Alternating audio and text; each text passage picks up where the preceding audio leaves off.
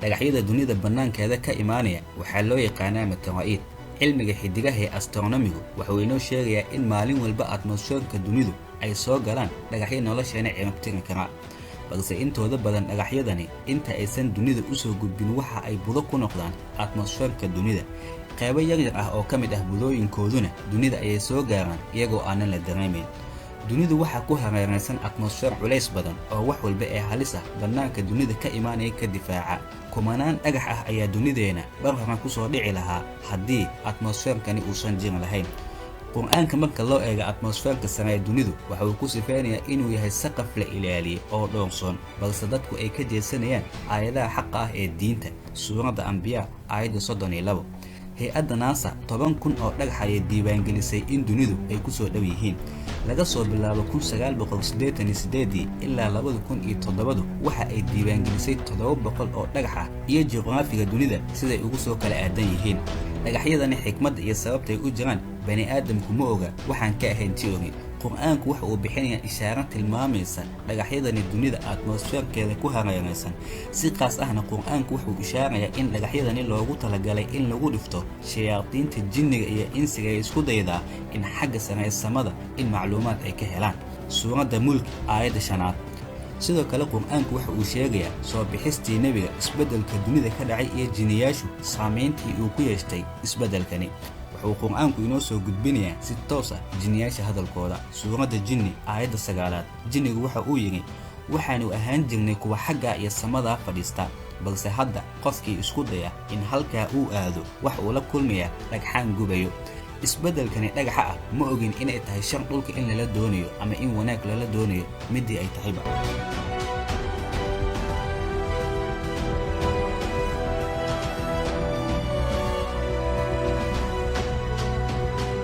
si aan u bilowno muuqaalka, haddii aad ka heshay oo aad wax ka faa'iiday laagsaar mahadsanid.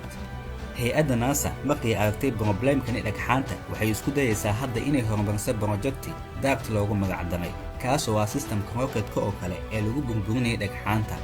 NASA waxa ay qorsheynaysaa in dunida bannaankeeda ay dhigto satalaadyo kuwaas oo waxyaabaha bannaanka ka imaanaya sida dhagaxyadani durba qarxin kara ama dhagxaanta qayb u kala dhigi kara. sidoo kale NASA waxa ay sheegaysaa in projectigan ay ugu talagashay in qadka ay ka leexisa dhagaxyada halista ah ee dunida ku soo dhici kara. si kooban hadda projectigani waa mid horumarin ay ku socoto.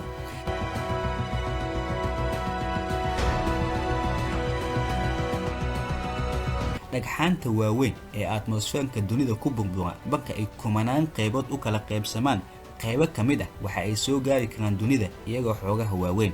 15 Febraayo 2013 waxaa Ruushka ku soo dhacay dhagax aad u yar.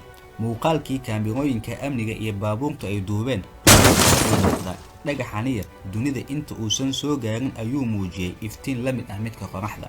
markii uu qarxayna enerjiga uu soo saaran saamaynta uu geystay 6 magaalo oo Ruushka ka mid ah ayaa daaqadahooda iyo saqafyadoodu soo dhaceen, waxaana ku dhaawacantay 1500 oo qof sida ay qortay xilligaas BBC-du qaybta Ingiriisku. madaxweynaha Ruushka Vladimir Putin waxa uu Ilaahay uga mahadceliyay in dhagaxani uusan ku soo dhicin goobaha dadku ay aad ugu badan yihiin.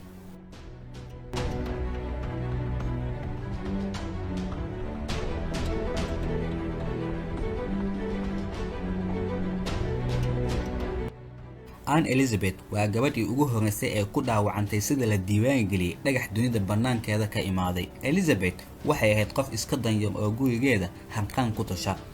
waxaa iyadoo aanan filanayn ku soo dhacay gurigeeda dhagax bortoqaal kale eg, wuxuuna ka soo dhaxbaxay saqafka guriga, kilida ayuu ka waxyeeleeyay.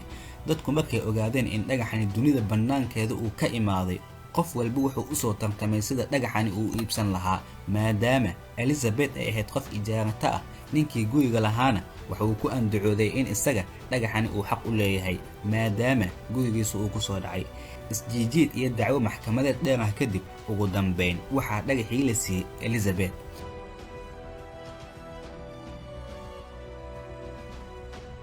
teebalkani kuu muuqda waxaa ku qoran 2 bil ee soo socota dhagaxyada dunida ku soo dhow, saacadaha iyo taariikhdooda iyo cabinka dhagaxaba. dhagaxyadani intooda badan cabinkoodu waa kuwa yaryar, balse 29 bishani Abriil dhagaxa la filanay in dunida geeskeeda uu maro cabinkiisu wuxuu la eg yahay 1 magaalo oo dhan, waxaana lagu qiyaasayaa in uu la eg yahay 1 ilaa 4 kiiloomitir. dhagaxani waxaa la ogaaday 1998 magaciisu waa OR2. qadka uu ku socdana waa habkani. marka kor laga eego waxaa la moodaa dhagaxani in dunida uu ku soo aadan yahay, balse geometrik ahaan waxa uu ka leexan doonaa masaafo aad u fog. balse arrintani social media qaybo badan oo ka mid ah waxa ay dadku leeyihiin dhagaxani weyn maadaama dunida uu soo afjari doono. dadku si aysan ugu baraarugin waxaa lagu mashquuliyey coronavirus sida qoraalkani dheer ee Facebook kaaga muuqata. si kastoo ahaata dhagaxani ma jirto wax saameyn weyn oo dunida uu ku leeyahay. hay-adda NASA sida ay sheegtay dhagaxani maalintii la ogaaday in uu soo socdo 1998 ilaa maanta xisaabaadkii la sameeyay waxa ay sheegayaan in dunidu masaafo astronomical ahaan ee uu 0.042 in uu ka gudbi doono. nambarkani si kastoo u muuqdo masaafo aad u dhow oo 0 ah, astronomical ahaan waa masaafo aad u fog. haddii aan u bedelin astronomical ahaan unitkan kilomitir ahaan, waxaa horteena ka soo baxayso 6,283,110 kilomitir sida kuu muuqata. masaafo adduunka u jirto ayuu ka gudbi doonaa dhagaxani. si kale masaafadani 60 milyan waa masaafo 10 jibaar ka fog masaafada bisha inoo jirto. sidaas darteeda dhagaxani 29 bisha Abriil dunidu wax halis ah